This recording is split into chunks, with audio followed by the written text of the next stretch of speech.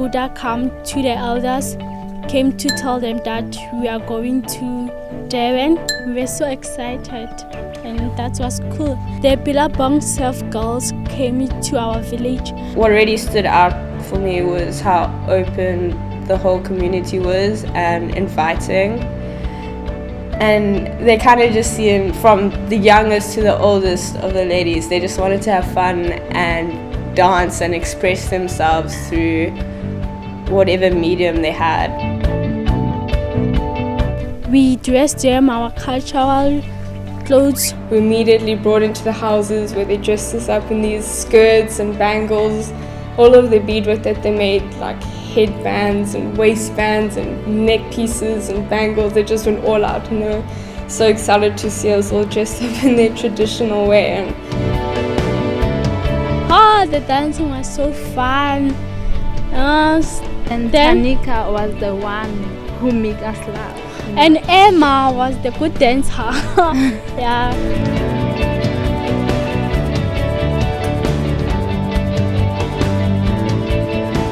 It was really incredible how they allowed us to join in and share that with them, which was fun. Even though I think it was hilarious to watch little white girls dance with no rhythm whatsoever, but I think they had as much fun as we did. I mean, this was such a big trip for them because there were so many things that they hadn't done before. They had never been on an airplane, never been to such a big city, never seen the ocean. So there was a lot of expectancy, and we all just couldn't wait to show them all these things that we had grown up knowing and that they'd never experienced before. The weather was not ideal for first time going on a plane. There was thunder and lightning and rain, and everyone was quite anxious in the lines while we were waiting to board the plane about turbulence and all that sort of thing. But the girls loved it, and they really overcame a lot of their fears, which was amazing.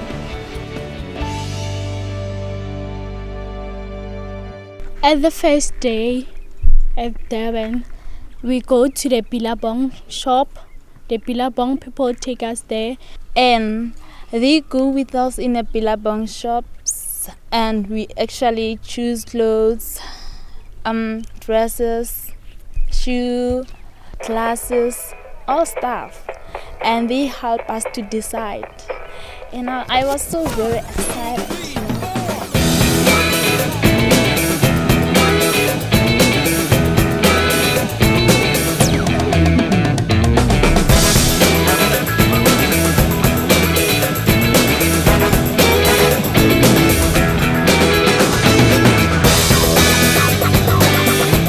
We were just a real model for one day.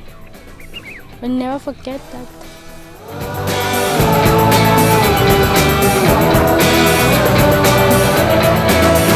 And the first time I drove that car, I was so shocked because I didn't know how to drive it.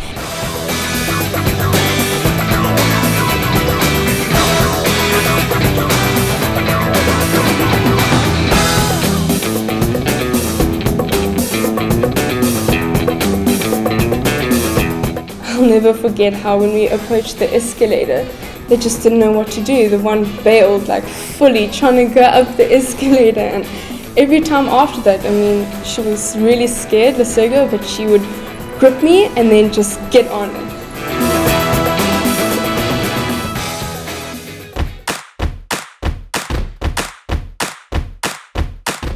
On day 2, we went on Shaka Marine World, and we saw fish and shakas and some other.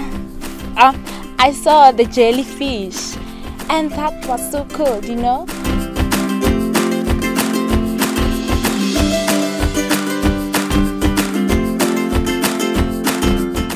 We arrived there, then we take the tubes, then from up to down. That was the next. It was a little bit scary, but everyone laughed and loved it. Yeah.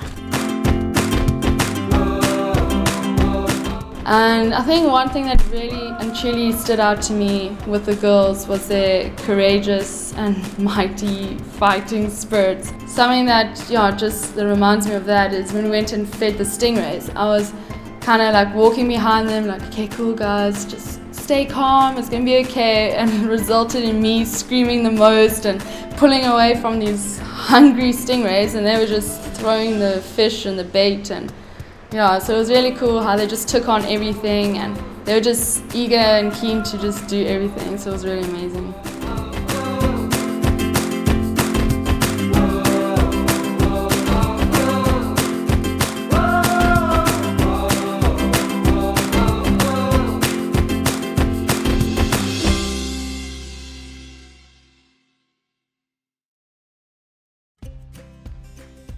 The same as how I was completely disorientated with being inland, they must have been crazy disorientating, like a huge mass of water. Can't even imagine how that much it felt for them. So the first time on the beach was quite funny, and their faces and their expressions were priceless. The first time I came to Devon, they taught us how to swim, and I couldn't swim because I was afraid. I was so scared to go under the water, and I was wanted to go there, but my feelings tell me that no, Lisa, don't go there. I think definitely one of my favorite moments was teaching them how to swim. I guess we expected them to be overwhelmed with all the water, but I don't think any of us expected them to not be able to swim at all. I mean, they'd never been in such a big body of water, so every day we climbed into the pool and they were so determined. They'd be like, okay, teach me how to swim now and show me how to do this, and every time they just got better and better, and it was, to watch their progress was amazing, and it brought us so much closer as we laughed at how they half drowned and how they got their strokes right. It was, one of the best ways to bond is to do something with somebody, and the girls absolutely loved it.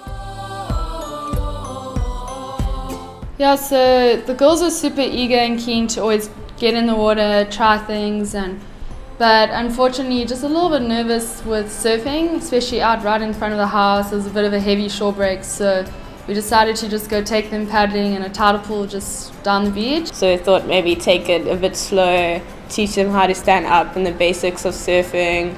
So we got them on the beach next to the tidal pool, doing the whole jump up, stand up thing. And they were stoked. Like after a few paddles, they just wanted to stand up, and they were asking me when the wave's coming, and so it was very cool how they just took that on, and we're just super excited about it.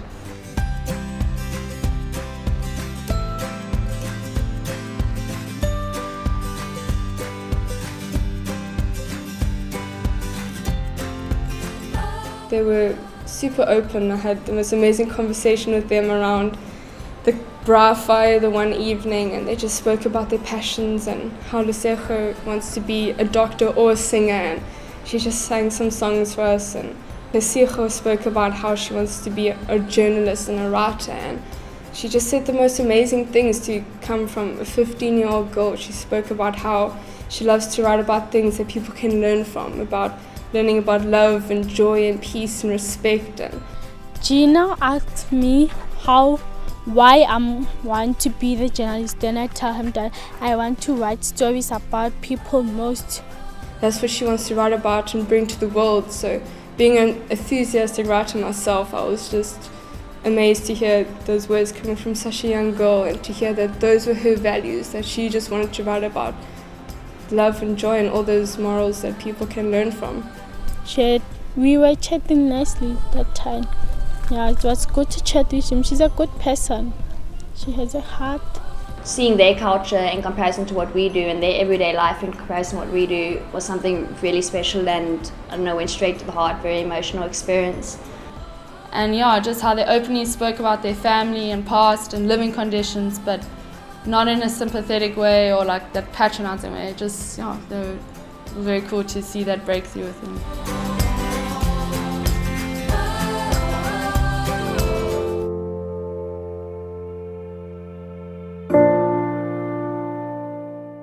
Me, I want to thank the Billabong people, the company, the girls, all of them, all the link that I have had with them.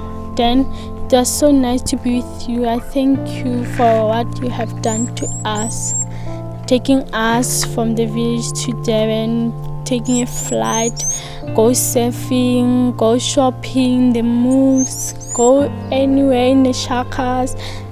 I'll never forget the moment. Yeah, thank you.